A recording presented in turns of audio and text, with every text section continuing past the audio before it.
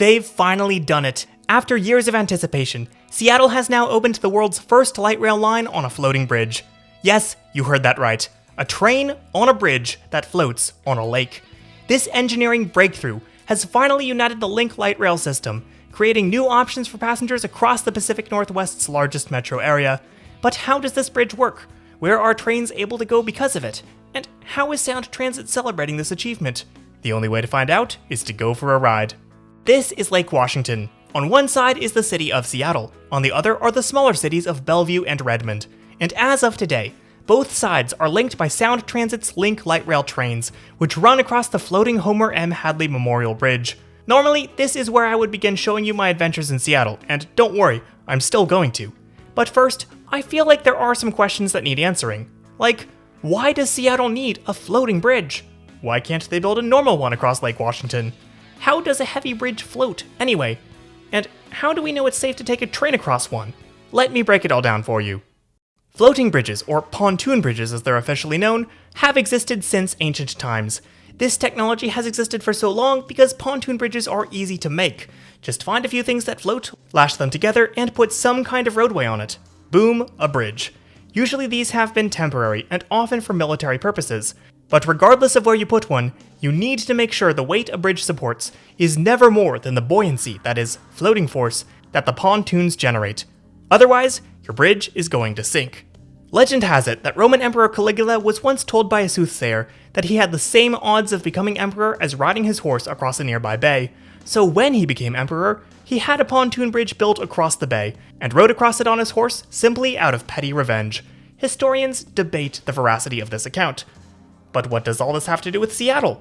Well, about 50 years ago, the future mayor of Seattle was told by a fortune teller in Pike Place Market that he had as much chance of becoming mayor as riding an electric train across Lake Washington. So when he became mayor, he ordered the construction of a pontoon bridge with light rail as petty revenge. Caleb didn't do his research. Okay, that's obviously not how it happened, but wouldn't it be awesome if it was? No, Seattle built floating bridges across Lake Washington because the soft, silty lake bed couldn't hold up traditional bridge supports. Instead, the engineers in Seattle decided to build a modern update of the ancient pontoon bridge, replacing ancient boats or wooden supports with massive floating pontoons formed out of specialized concrete. Yes, concrete floats when you shape it right. There have even been ships made out of it. Seattle's pontoons were divided into multiple sealed compartments and anchored to the lake bed with taut cables to minimize bobbing with the lake's current. Once the pontoons were floated into place, a roadway was placed on top of them. Seattle's first floating bridge, the Lacey V. Murrow Memorial Bridge, opened in 1940 and today carries the eastbound lanes of I-90. The newer Homer M. Hadley Memorial Bridge, named after the engineer behind the Murrow Bridge, followed in 1989. It came with 2 high-occupancy vehicle lanes, but those would eventually be replaced with light rail as part of the Sound Transit 2 ballot measure in 2009. Building a floating highway is one thing, but building a floating electric railway presents a whole new set of challenges. Here are just a few that Sound Transit encountered. First of all, even though they're called light rail, Link trains are still really heavy. Remember, a floating bridge has a weight limit, and Sound Transit wanted to make sure they respected this. They started their design process by running computer simulations of trains on the span, then checked their work by running trucks full of concrete over the bridge. When this proved successful, they knew they could move forward. But there were more challenges to come. Light rail trains take their power from an overhead wire and release it through the rails. That can be a problem when you're right next to a bunch of conductive water. If electric charges are conducted into the bridge, they could lead to corrosion of the structure, which is the last thing you want on a bridge that can sink. To combat this, insulation was placed between the rails and the bridge as a first line of defense, and anodes were sunk into the water to repel electric charges as a second. Then there's the problem of track. The surface of a floating bridge moves slightly with the lake, meaning it can move up and down, side to side, and even twist. A car can handle irregularities in a road surface just fine. See every road in Pennsylvania. But if you put trains on a bridge that regularly moves around, well, you're risking the tracks getting stressed or misaligned. And anyone with a model railroad knows what that leads to. Sound Transit engineers came up with a novel solution, which took stresses on a single part of the track and evenly distributed them across the bridge, meaning no individual section would experience high stress levels. I feel like there's a metaphor in there somewhere, but I'm too tired to figure it out right now. They tested this extensively on a custom-built floating test track in Colorado, then on the bridge itself. Both sides of Lake Washington already had Sound Transit Link light rail service before this year. The one line connected Federal Way, SeaTac Airport, downtown Seattle, and Linwood, while the two line connected Bellevue to Redmond. But as of this weekend, the two line is being extended from South Bellevue across the Homer M. Hadley Memorial Bridge, where it will link up with the one line at International District Chinatown and interline with it to Linwood. There's also two new stations opening at Judkins Park and Mercer Island. Now, this won't be the first passenger train on a pontoon bridge, as some, including myself, have erroneously claimed. The Milwaukee Road operated trains on the Pyle Pontoon Bridge between Iowa and Wisconsin over 100 years ago, but this span only featured two pontoons, with fixed structures and an island covering the rest of the distance, and it wasn't electric, so it wasn't nearly as impressive. Anyways, now that we're all up to speed, it's time to head to Seattle and make some history. Alright, we're leaving the Grand Hyatt Hotel heading to Westlake Station. And Josh here, from the channel Josh Does Travel, has figured out that if we get on the train here, we can take the two line all the way up to Linwood, stay on the train, and then that's going to be the Inaugural down across the bridge to Redmond. We think. This could majorly backfire, but I trust Josh, I trust Transit app. Also, shout out to the flight attendant last night on Delta who very quickly stepped in when I poured Diet Coke all over my laptop and saved the video that you're now watching. So just so you can see on the map, our plan is to start here at Westlake. We're gonna ride all the way up to Linwood City Center. Then we're gonna double back, go all the way back down and along the new extension, across the lake to the two new stations, and then up.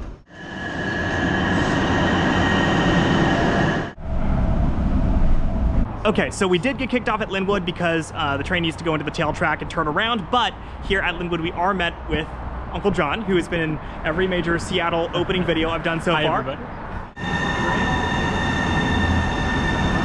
All right, time to make some history. So Uncle John, you've lived and worked in Greater Seattle for quite a while. How long have they been talking about bringing trains across Lake Washington? Oh, Caleb, I think back into the 60s. So we've been waiting a long time. We didn't move here to the 70s, so that's like 60 years of waiting for what's happening today. Look at this crowd. The sign is saying it's the last stop, but nobody's making an announcement. Oh, they're having people get off. Oh no! Originally, the timetable said that the 9:30 from Linwood was going to be the first one to carry passengers across the bridge, but that has now changed. Understandable, big event, big day, lots of stuff going on. Not going to fault Sound Transit for that, but we hope that the next train coming behind us in just a few minutes will be the train to take us across Lake Washington. We should expect the first train to take y'all about 10:45, 10:50. What? It is now what time, Josh? It is 10:22. And we have special Connect cards. Thanks, Microsoft. Sound Transit Kid approves. They announced that there will be a train. It will be two cars. Wait, you're YouTube. You're I am Bellevue, yes.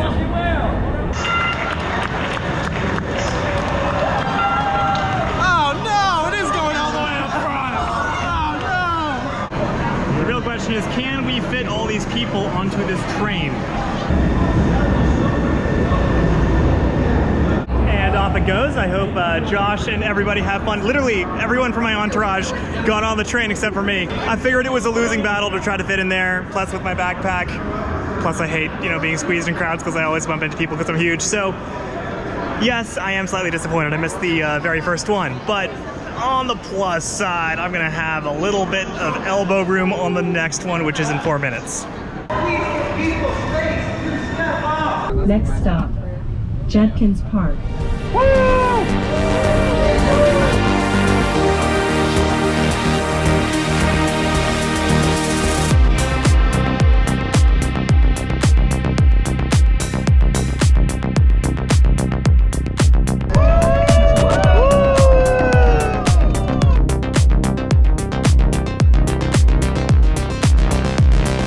People, we are floating!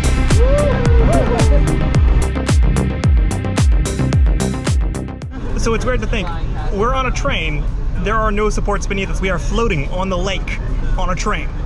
That's so cool. So if you're wondering how boats and ships get around the floating bridge, well, there is another bridge on the other side of Mercer Island, so boats can just go around the island and under the normal bridge, which we're about to cross.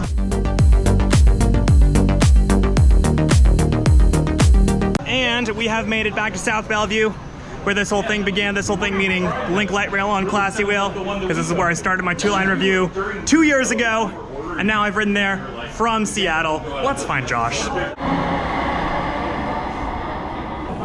Oh, hey. I'm finally here. What the happened? It was so crowded. Like, literally Uncle John and Sound Transit Kid also got on that train, but there was literally physically no more room once I'd gotten on. There was room in the front. I was trying to get to the front. By the time I got to the front, the doors closed. What they've been doing at these different light rail openings here in Seattle is they'll have these commemorative posters with a section that you can stamp. And once you get a stamp at all 4 stations, you're entered to win. I believe the prize for this time is a round trip on Alaska Airlines. Also, 2 years later, I still don't know how to pronounce this word. There's a little street fair for the opening. Time out, they have cookie dough. And now, moment of truth. Do they have posters? You know, it wouldn't be a Seattle Transit opening without a furry. What did you pan at me for?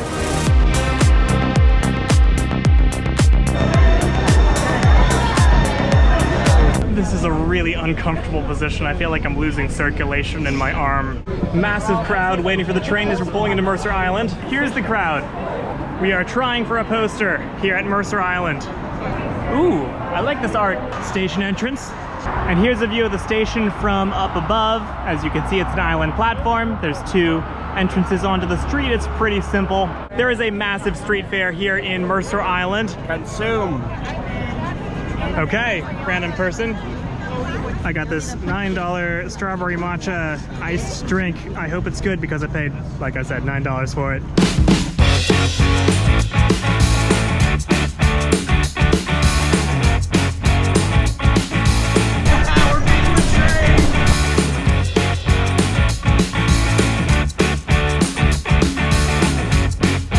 Okay, as you can see, we are back at South Bellevue to get our posters stamped. Because they didn't have posters here earlier, so we just went on this wild goose chase just to get the dang posters. You're welcome. Thank you.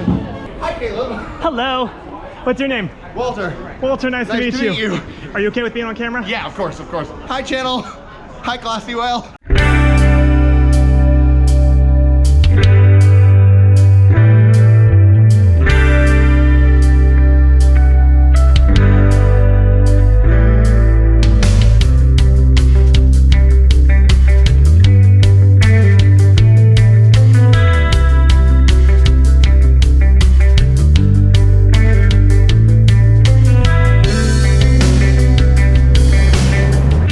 We have made it to International District Chinatown, where we are getting our 3rd stamp for our posters.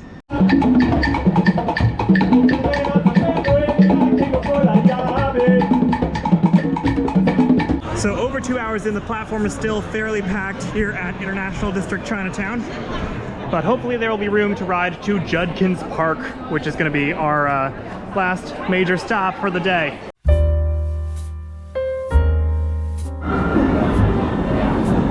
Back to the squeeze.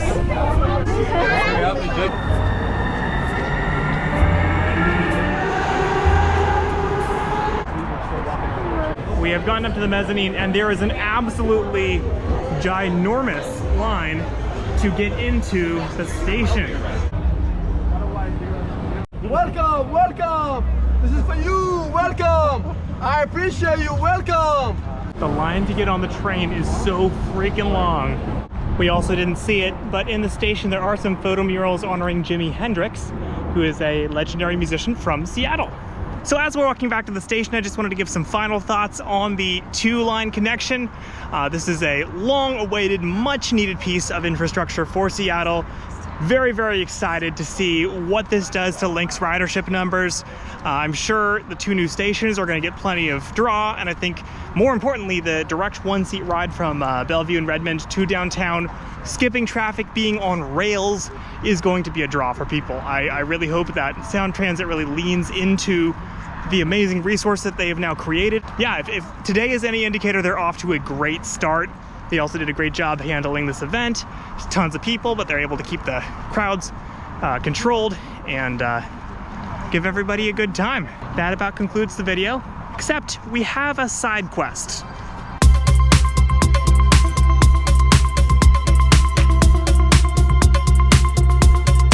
It's a completely disused off-ramp from the HOV lane that's now a train track. Right. So you can all get it up. That's wild. I didn't notice that. Yeah.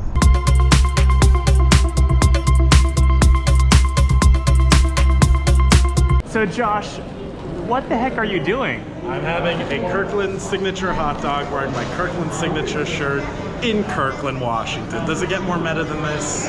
Yeah, Josh just won the internet today.